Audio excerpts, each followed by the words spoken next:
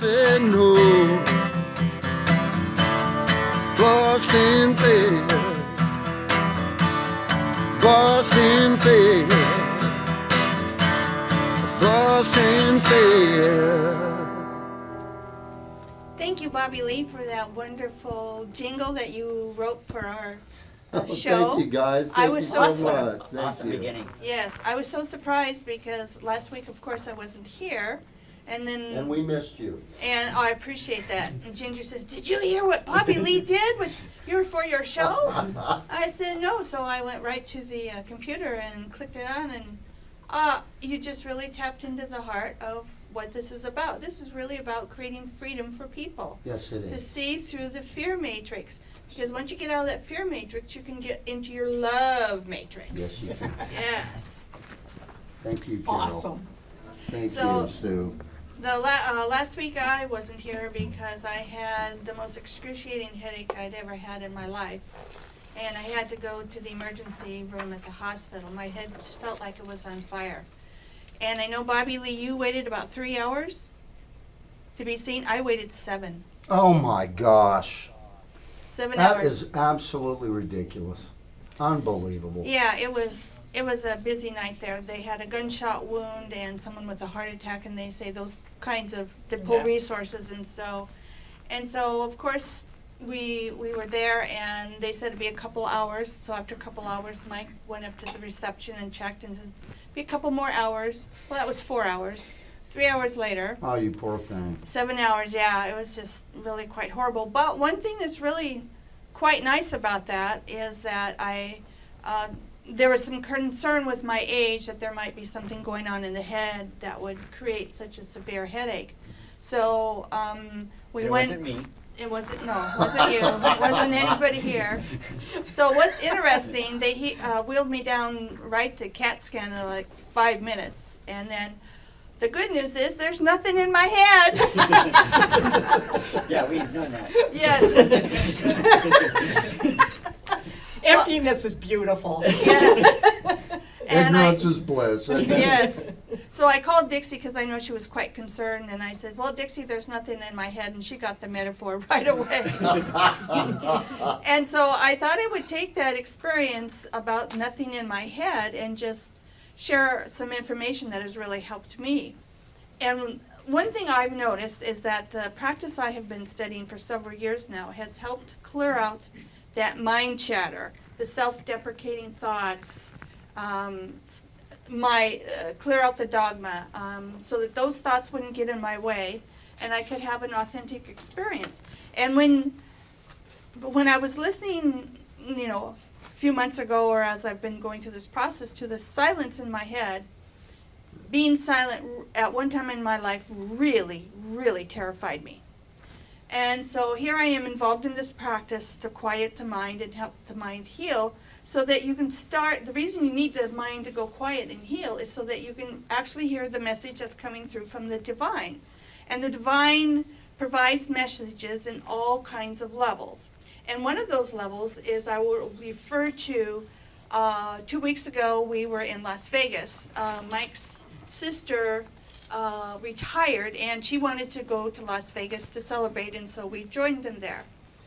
And one of the hotels we walked into was a Palazzo, Yeah. and it's connected to the Venetian.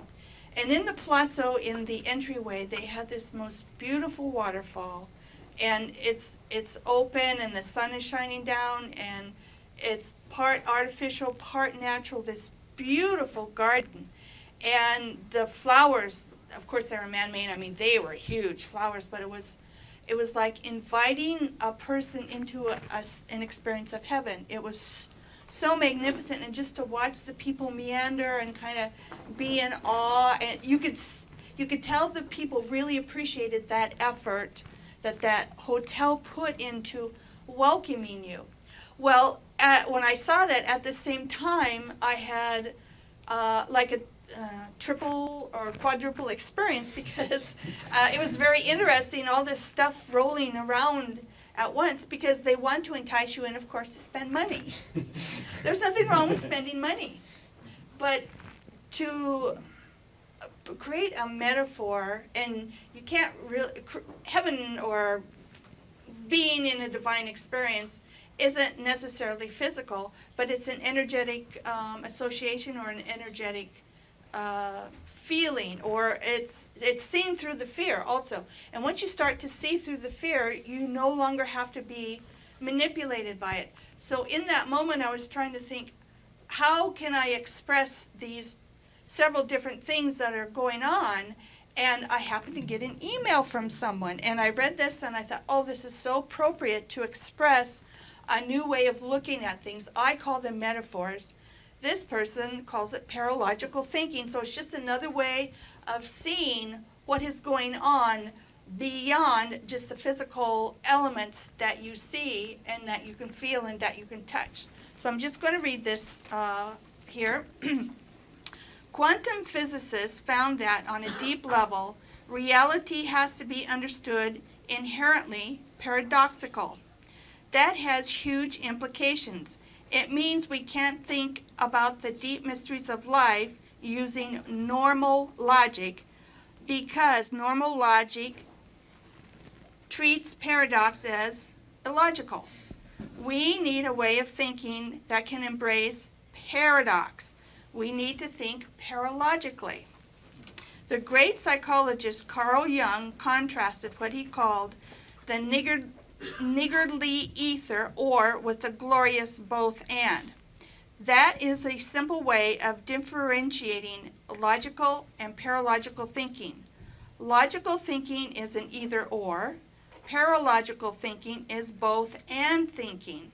And that's probably likely what I had, was a paralogical experience there, to see both sides at the same time in the palazzo, and that I don't know what the mezzanine, whatever you call it.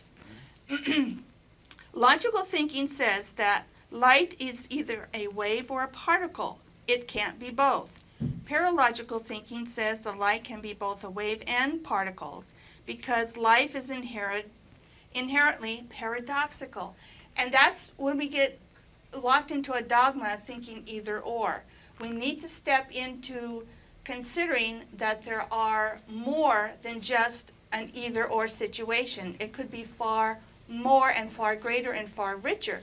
One of a great metaphor to share, if you ever watched the movie Sister Act with Whoopi Goldberg, she was using contemporary songs, but they were about the connection with the divine source, or Jesus. Whoever that character was, I don't know, but it was a great metaphor to understand that a contemporary song can be very applicable to a current experience, and you don't have to look at it as though it is logical either or. For instance, here's a paralogical thought I've been thinking about after reading this. How many people have ever seen Jesus in this that are alive now? I mean, actually seeing a physical being, and yet we have a huge belief in that expression of that person. How many people have actually seen a devil, or the devil, or Satan? Most people have not seen either. So how can they both be real, or logical, or true? And maybe we can have, if somebody has seen him, give us a call. Yes, give us a call. Thank you. 360-693-7544. This is a live call-in show, and if you have some thoughts to share on the topic, or some other thoughts about busting through any kind of fear that has confronted you and you have been victorious, because that will certainly help other people. 360-693-7544. Just let me get through the rest of this. I've got this piled up and I have to get it out. Okay. Okay, let's see. It can't be both. Okay. This is the opposite of a trivial truth is plainly false. The opposite of a great truth is also true. This is a wonderful statement of the difference between logical thinking and paralogical thinking. Niels Bohr says that we need to think in different ways depending on whether we are looking for trivial truths or great truths. If we want to understand the surface of life, logical thinking works perfectly. But to understand the depths of things, we need to think paralogically. So we need to see just beyond the surface. You see an apple, but the apple was really a seed before it became an apple. And before it became an apple, the tree had to grow. So the apple contains within it multiple dimensions of expression. Logical thinking is based on the principle that something is either true or it isn't. So the opposite of a logical truth is plainly false.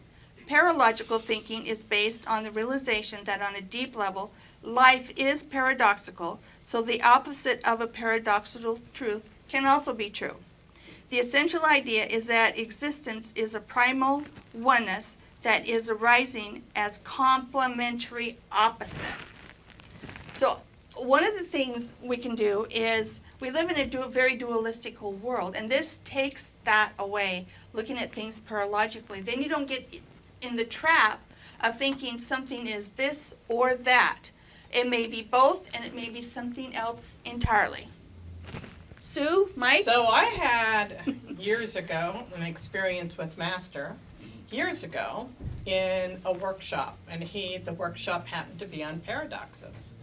And I can tell you, I was so frustrated, and including angry, Yeah. because he basically said that there is no polarities, that the polarities actually don't exist. They're complements of one or the other.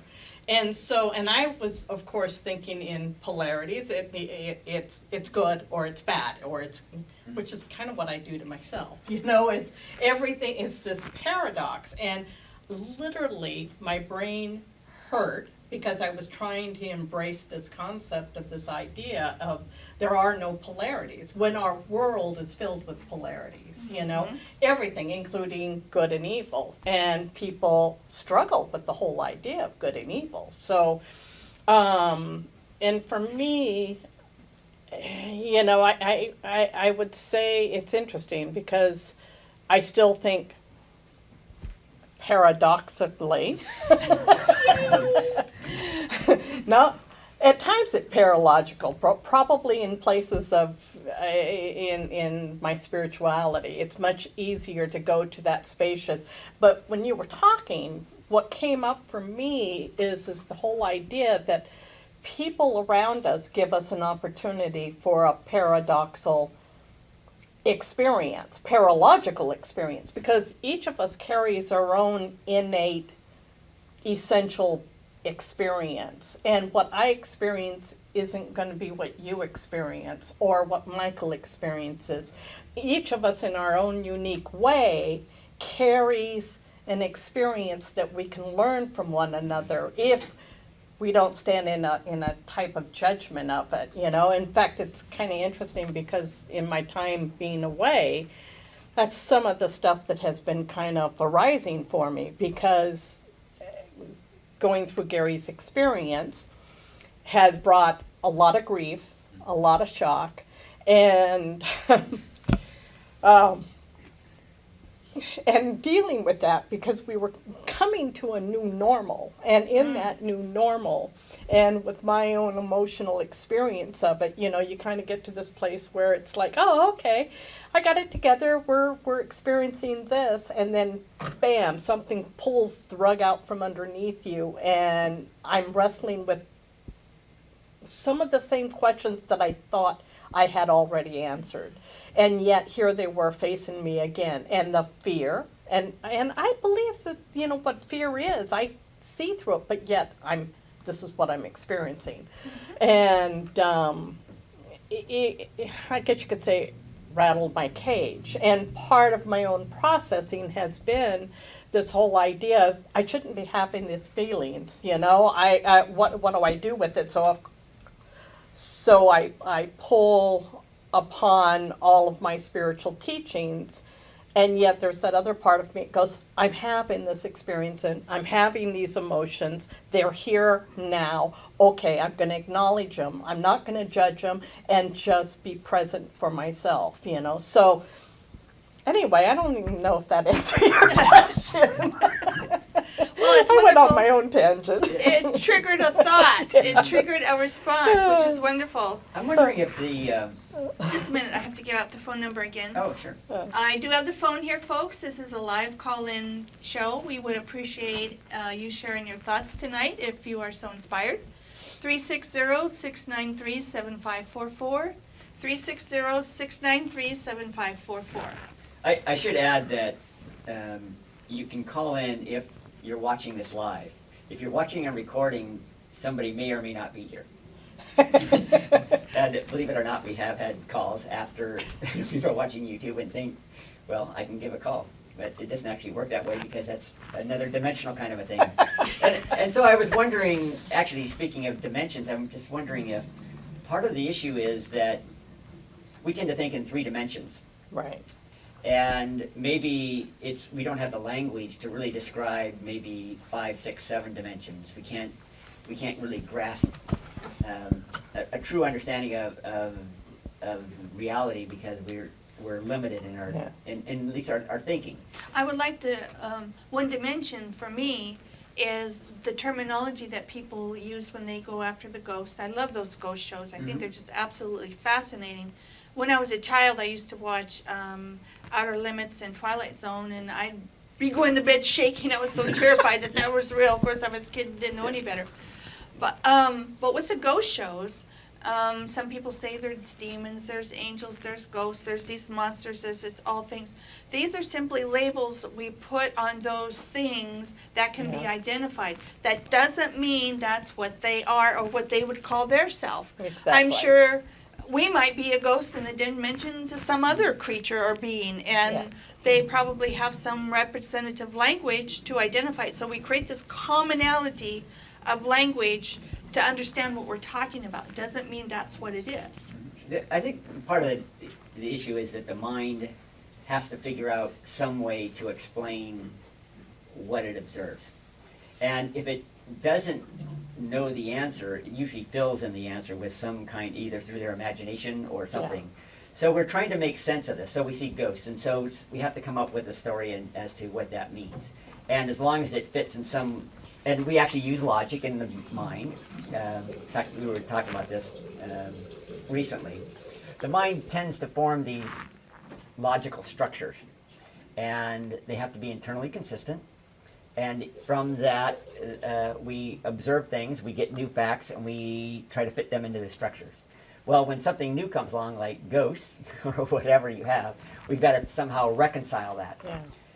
And everybody has their different perspectives. There was a great statistician by the name of George Box who once said that all models are wrong, but some are useful. And what he means by that is a model is maybe a way that you can view the world. It's some structure that you use, but it's not correct. It's just maybe an approximation. And it may be useful. Doesn't mean, it may not exactly be right, but it may be useful and allows you to move through life. And so we tend to form these different ideas and try to use our mind and try to interpret what's going on. And sometimes we're right, and sometimes we're not right. And that's what we talked about before, is that we'd like to get closer and closer to what I would call objective reality. And probably the tricky thing that we're introducing in another dimension is that this is a multidimensional thing. So our ability to understand that we have to realize is going to be limited. We're like two-dimensional beings in a three-dimensional world, Yeah. that when it's a sphere, we see a circle. And so, eventually we're going to move beyond that. But we've got a ways to go. Yeah, and information is coming from everywhere. You know, it's not just through the mind, the emotions, the etheric levels, the information's around us. It's just what we can pick up. Also about being in Las Vegas, we were there probably, 10 years ago or so? Yes, probably. I think Probably. something like that. And it was a very different experience walking around because everybody had their smartphones. 10 years ago, there were no such things. So it was a very different environment to see people acting with each other, taking picture. We parked in Michael's sister said, take a picture of the pole so you can find Find the your car when it comes car. back, and I when you used can- it. So you don't have to remember and repeat it in your mind. It's just take a picture. That was such a brilliant Yeah, it's a thing to good say. idea. Yeah, and then of course people were walking, looking down, doing the thummy thing on the sidewalk. You know, I guess that's typical. So the experience of Las Vegas was different because technology was different. And so if we went into a casino, we all had our cell phones, and if we got lost, well, where are you? Well, I don't know. I'm by this chocolate thing, or, you know, I'm by this Lady Gaga statue, something, you know, to try to find each other. And then you'd be talking on the phone, okay, walk this way, go this way, here I am, I'm, you know. So When that was the last time you had been there? Oh, probably about 10 years ago or so. Okay. At least that, So yeah. it had changed that much? Yeah, it had changed. Huh. Yeah, and the, Well, think about cell phones. How 10 years ago, yeah, well, that's in 2000. But people had cell phones. cell but, phones, but not the smartphones. the iPhone came out. I think about 2008, 7 or 8. So it's relatively new. That's of course changed a lot of things. It's kind of interesting to me to watch all the people using a smartphone, which is a computer. Yeah. You know, I'm one of these individuals that I bought my first computer back in 1979, and I can tell you that only strange people were purchasing computers back then. And so it's a whole different world. And you know, people would ask me, you know, what would you do with a computer? And you know, today now I see everybody, and it's kind of interesting because a lot of people are intimidated by computers, but a lot of people are capable of using a phone. That's part of what had to happen. It was the interfaces had to become more and more user friendly. Although sometimes you still need a teenager to help you figure your phone out. So It's true. what was interesting is to see the dichotomy Uh-huh. of the two different experiences, and yet my memory of that experience 10 years ago would be present with me Uh-huh. in the moment I was walking in Las Vegas, observing this stuff, and I have these thoughts going around about the previous experience, and Uh-huh. this is so different. And so that is like, we can also evolve our mind to that state. We can clear out the mind. We can understand things on a greater level rather than thinking it's just black or white. You know, the moon isn't made of green cheese anymore, which we know. And in fact, if you know things, there are structures and buildings up there that aren't talked about up on the moon. Oh yeah. And so there's a lot of hidden information. And sometimes you can come across information that can be quite horrible. And if you folks are not watching American Odyssey, you should be. That is truly the American Horror Story. It's a new New show that has New come show. on this year. We Uh-huh. watched 2 episodes. yeah. And basically, it's a scenario where we have a corporation that's been financing terrorists. We Oh, have geez. we have somebody that was overseas, actually in Malia. I think. Molly. Molly, that's right. Mhm. And she was in an elite squad who killed what would be some kind of Al Qaeda leader, and then her squad gets blown up by mercenaries, and so it's kind of an interesting thing, and it's kind of bizarre because there's some true parallels. I was going to say, it sounds like what's really happening. Yeah, you know, we can look at tracing the finances Yeah. of what happened with, for example, ISIS and where their funding came from and that kind of thing. But it's kind of off topic. Just a reminder, this is a live call-in show. You can dial in to 360-693-7544, 360-693-7544. I want to reference last week's discussion on the underground, which was very lively and interesting. And I really want to compliment the fellows for having that discussion, because you could see there was real respect for each of the different individuals' ideas and opinions. And I thought discussion was very interesting because as I saw that, I wanted to run up when Obi was talking, as I'm watching that and thinking, I have something I could say about that. And if you really consider what's going on in this country, it's a fascist country because its corporations are prompting the government to do certain things so that they can gain profits and control. And so it's, I mean, the socialism is mixed in there, the communism is mixed in there, but really it's been a fascist country for many, many years. And of course, no one is going to say that or talk about it. But the reason it has become that way is because of these, my favorite word, psychopathic systems. And I watched a few more episodes on YouTube with Thomas Sheridan. I do have him loaded up at DivineDominoes.com. Thomas Sheridan, DivineDominoes.com. And he's got some really great lectures to help you understand where the psychopathic systems are. And once you see where those psychopathic systems are, you simply step off the chessboard and you don't play their game. And in my studies, I came across last week or so, it says, do not be afraid to look at illusions. Fear is just an illusion. We have this fear of scarcity. We have this fear of not enough. We have this fear of this financial crisis. And what that does, that gets you caught up in having an experience that is artificially created. That is another part of the American Horror Story, even though that show is on FX. But it's a great metaphor to understand the reason all this fear happens is because these systems do not want you to get in touch with the divine essence that really can help you move through those fear creations, because the true divine essence will not ask you to cause harm to anyone ever. And divine essence wants you to lose your dogma. I'm saying that just for me, because dogma interferes with your true experience. And to not have a story, because a story, you get locked into a way of being so that it becomes, who are you without your story? And if you don't know what your story is, if you don't know what your dogma is, look at your story. Your story will tell you what your dogma is. So that's my challenge to people, is to first look at systems that cause harm.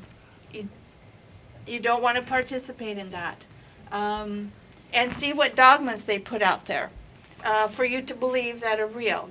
And what stories are they trying to create for you to believe in. So we have about 30 seconds left. Is there anything? Okay. We have 2 minutes, folks. Okay. 2 minutes left? 2 minutes left if we want to go for a half hour. So either of you have something you want Well, to I throw would up? just say, more importantly, it's what story are you telling yourself? Because, that is buying into the false reality. And as you said earlier, if we have a story and we stick by that story, it's some kind of dogma that we're playing out, that we have put all of our energy into believing this is my story, whatever that story is. So I would say it was more important for people to check out their own stories, which we have a lot of them. Yeah, and maybe that others can see your story Yeah. and you're buried in it Yeah. and you can't necessarily see it. Yeah. Yeah. It's true. Well, Bobby, Yes. Lee, would you like to take us out? You betcha I would. Absolutely. He's going to tell us a story.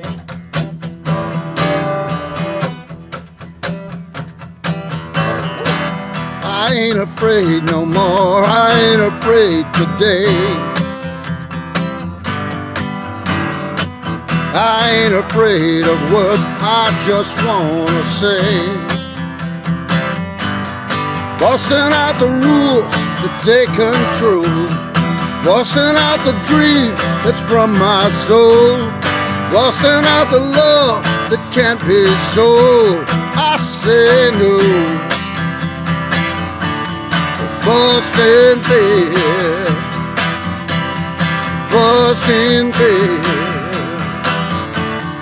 busting fear.